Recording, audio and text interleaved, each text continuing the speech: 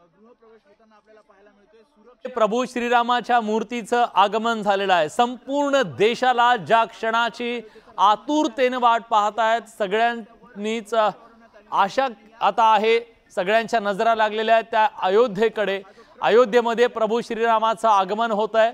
आजच ही मूर्ती अयोध्येमध्ये दाखल होतीये आणि त्याचं जल्लोषात मोठ्या उत्साहात स्वागत केलं जात आहे।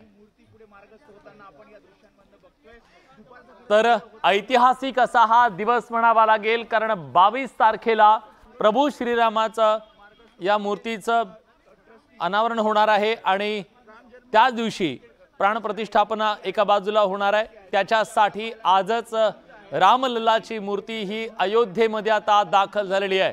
अयोध्येमध्ये रामलल्लाच्या या मूर्तीचं वाजत गाजत स्वागत केलं जात आहे। अतिशय कडेकोट अशा सुरक्षा व्यवस्थेमध्ये ही मूर्ती रामलल्लाच्या त्या भव्य अशा मंदिराच्या दिशेने जातीये, जिची प्राणप्रतिष्ठापना केली जाते। आजच गर्भगृहाची पूजा करण्यात आली।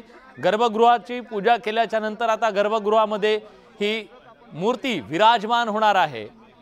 जवळपास 5 शतक जो हा सगळा संघर्ष होता प्रभू श्रीरामांचा, तो संघर्ष संपून आता प्रभू श्रीराम आपल्या मंदिरामध्ये विराजमान होणार आहेत आणि केवळ अयोध्येमध्ये नाहीये, तर देशाच्या कानाकोपऱ्यात आज एक उत्साह दिसतोय, एक आनंदाचं वातावरण आहे। प्रभू श्रीराम अयोध्येमध्ये त्यांच्या मंदिरामध्ये दाखल होत आहेत आणि ती मूर्ती ज्या मूर्तीची प्रतीक्षा सगळ्यांना आहे, सुबक अशी मूर्ती प्रभू श्रीराम, माता सीता आणि लक्ष्मण आणि त्याचबरोबर हनुमानजी यांची सुद्धा ही मूर्ती असणार आहे आणि या मूर्तीचं आगमन स्वागत जे आहे ते अयोध्येमध्ये झालेलं आहे।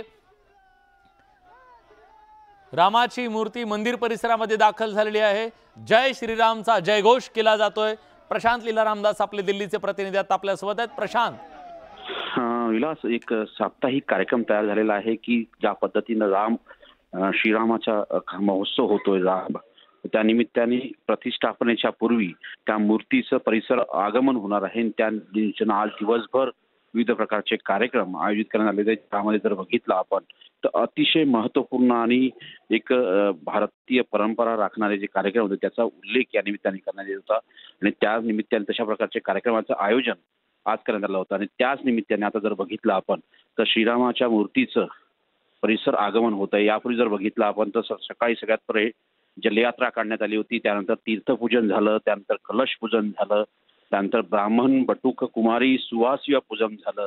आज साधारणतः दुपारी 1:20 या कार्यक्रमाला प्रारंभ झाला होता आणि त्यानंतर आता जर बघितलं वर्धिनी पूजन झाल्यानंतर कलश यात्रा काढल्यानंतर आता रामलल्लाची जी मूर्ती आहे त्याचं प्रासाद परिसरात जिथे रामप्रतिष्ठा होणार आहे त्या परिसरामध्ये भ्रमण सुरू आहे आणि यावेळेस श्रीरामाच्या मूर्तीच्या डोळेला पट्टी देखील बांधण्यात आलेली आहे आणि ती पट्टी जी आहे ती साधारणतः 22 तारखेला म्हणजे ज्या दिवशी रामलल्लाच्या मंदिरात प्रतिष्ठापना होणार आहे त्या दिवशी ती मूर्तीवरती काळी पट्टी काढण्यात येईल आणि संपूर्ण परिसर त्यांना दाखवण्यात येईल। ही जी पारंपरिक पद्धती आहे 16 तारखेपासून या सगळ्या कार्यक्रमाला प्रारंभ झाला होता आणि आगामी 22 तारखेपर्यंत हे सर्व कार्यक्रम चालणार आहे। दररोज नवीन प्रकारचे कार्यक्रम असणार आहे जे ज्या पद्धतीनं भारतीय संस्कृतीमध्ये सांगण्यात आलेलं आहे त्याचा आधार घेत या प्रकारचे कार्यक्रमांचं आयोजन करण्यात आलं आहे। विलास, 22 जानेवारीला अयोध्येमध्ये श्री रामलल्ला यांचे प्राणप्रतिष्ठा होणार आहे। 16 जानेवारी पासून हे सगळे विधी सुरू झालेले आहेत। कालपासून आजचा दुसरा दिवस आहे आणि आता 200 किलो वजनाच्या रामलल्लाच्या नवीन मूर्तीची परिसराला प्रदक्षिणा होतीये। वजन जास्त असल्यानं ट्रकच्या मधून ही मूर्ती फिरवली जाते, कारण मूर्तीला कुठल्याही प्रकारची इजा होऊ नये याच्यासाठी पूर्ण काळजी घेतली जाते। रामलल्लाची 10 किलो चांदीची मूर्ती घेऊन रामजन्मभूमी परिसराची प्रदक्षिणा करण्यात आली आणि दुपारी 2:30 वाजता निर्मोही आखाड्याचे महंत दिनेंद्र दास आणि पुजारी सुनील दास यांनी अयोध्या राम मंदिराच्या गर्भगृहामध्ये पूजा केली। त्यानंतर महिलांनी कलश यात्रा काढली। दुसरीकडे बुधवारी अयोध्येसाठी एअर इंडिया एक्सप्रेस सेवेची 2 उड्डाणं सुद्धा रद्द करण्यात आली आहेत। हे विमान अयोध्येला कोलकाता आणि बंगळुरूला जोडेल। नागरी विमान उड्डयन मंत्री ज्योतिरादित्य सिंधिया आणि उत्तर प्रदेशचे मुख्यमंत्री योगी आदित्यनाथ ज्यांनी त्याचं व्हर्च्युअली उद्घाटन केलेलं आहे। तर एक प्रकारे आता काही वेळात पूर्वी ही मूर्ती आता दाखल झालेली आहे, रामलल्लाची ही मूर्ती। या मूर्तीचं वैशिष्ट्य असं आहे की 6 लाख वर्षापूर्वी जे दगड आहेत ते दगड या मूर्तीसाठी त्या दगडापासून ही मूर्ती बनवण्यात आलेली आहे आणि या मूर्तीचं हे वैशिष्ट्य असणार आहे। अतिशय आखीव रेखीव अशी ही रामलल्लाची मूर्ती असणार आहे।